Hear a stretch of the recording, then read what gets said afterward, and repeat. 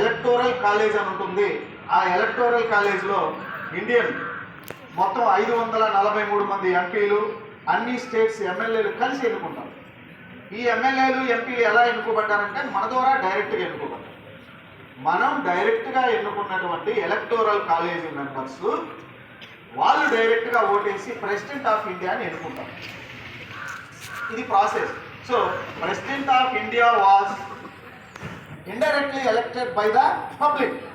So భారతదేశ అత్యున్నత పదవైనటువంటి రాష్ట్రపతి అనే వ్యక్తి ప్రజల చేత పరోక్షంగా అయినా సరే ఎన్నుకోబడతాడు. కాబట్టి ఇట్ వాస్ రిపబ్లిక్.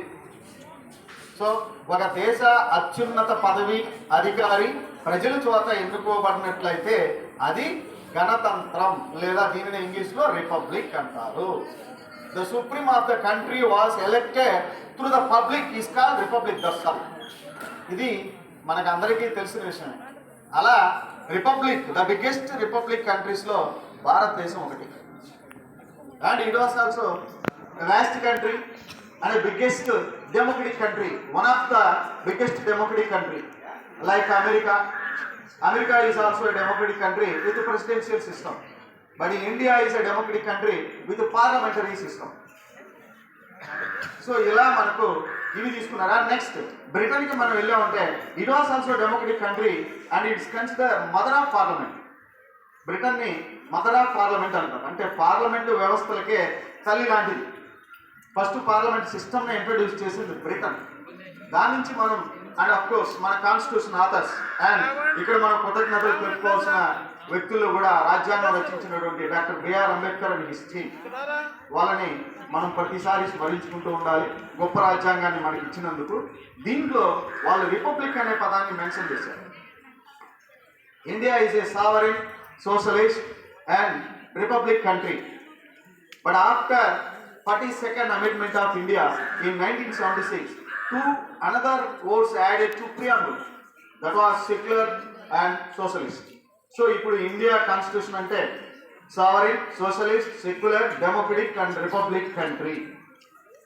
అంటే తెలుగులో సర్వసత్తాక, సామ్యవాద, లౌకిక, ప్రజాస్వామ్య, గణతంత్ర రాజ్యం.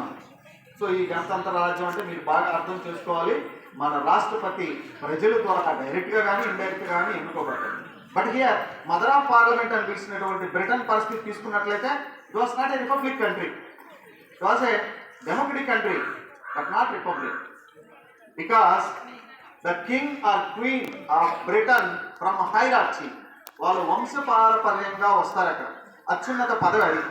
బ్రిటన్ ప్రధాని అయినా సరే రాజును రెస్పెక్ట్ చేస్తారు.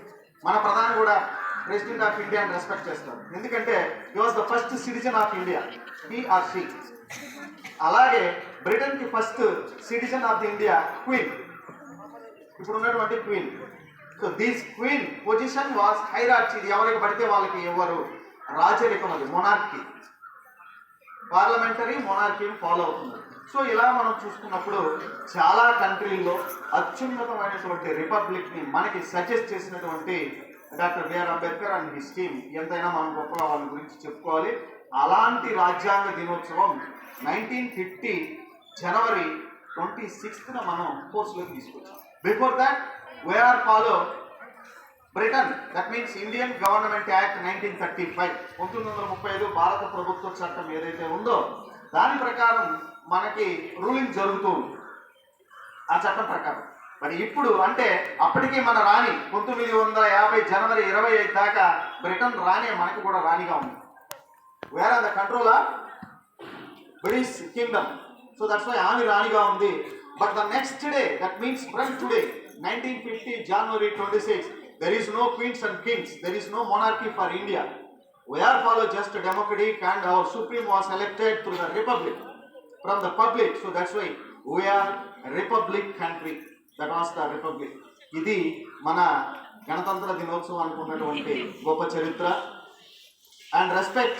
చాలా కంట్రీలు కూడా భయపడ్డాయి అంటే ఆలోచించాయి. So many countries got independence recently. That means 1947 పీరియడ్లో not only for India, many countries got independence, almost more than 100 countries. ఈ అన్ని దేశాలు కూడా డెమోక్రటిక్ని నిలుపుకోలేకపోయాయి. And some are nowadays also we can just